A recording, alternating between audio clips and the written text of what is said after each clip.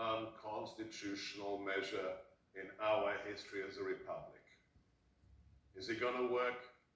How far are they going to take it? What's the connection to COVID and to socialism in general? Let's talk to the man who I consider to be the anti-Al Gore.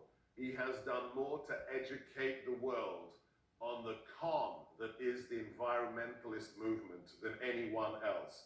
His new book, of course, has AOC on the cover. He is the founder of the climatedepot.com website, a superb website. Marc Morano, welcome to Stinchfield. Thank you very much, Sebastian. Happy to be here. Marc, explain just in a thumbnail sketch why none of this should surprise people who are students of history. As a child of parents who escaped socialism, who understands the horrors of Stalin, of Lenin, of the quote-unquote workers' paradise that Karl Marx promised that actually led to the deaths of 100 million humans in the last century. How do we understand the Green New Deal, the mask mandates, the vaccination mandates as really a new form of socialism? Well, that's a great question, and here's a simple thumbnail. For decades, the progressive movement has tried to impose and sought a one-party state in America. Climate activists from Tom Friedman on the pages of the New York Times extolled the virtues of China's one-party system. UN climate chiefs talked about a centralized transformation and praised China for getting it right on climate. So what happened was they spent decades trying to scare us about overpopulation, global cooling, the Amazon rainforest, and finally climate change, and they failed.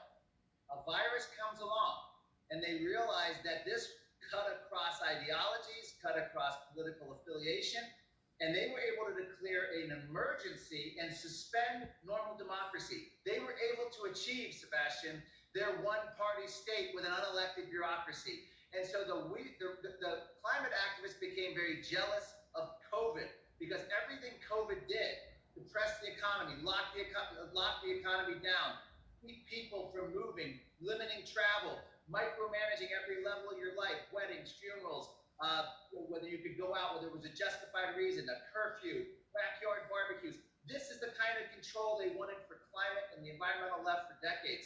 COVID gave them that. That's why Jane Fonda said COVID was God's gift to the left.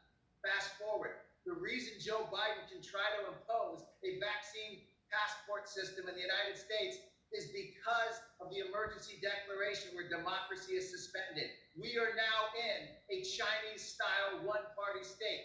This is not something that's going to happen in the future. It is being imposed on us now using the COVID-19 emergency declaration. They don't want hearings in Congress. They don't want to vote. They don't want town halls. This is raw authoritarian power that they've sought for decades, and they never thought in their wildest dreams that in a year and a half of COVID, they could have this kind of success, but here we are. So let me be clear.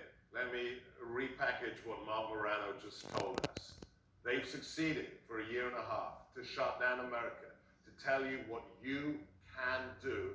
And now they're going to use the same tactics, the lockdowns, the shut-ins, the quarantines, the business closures, not for COVID or COVID-20 or COVID-21. The excuse is going to be the climate. It's all a watermelon.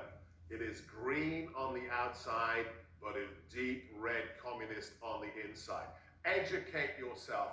Get Marc's book about the Green New Deal and go today to the climatedepot.com that he founded. I'm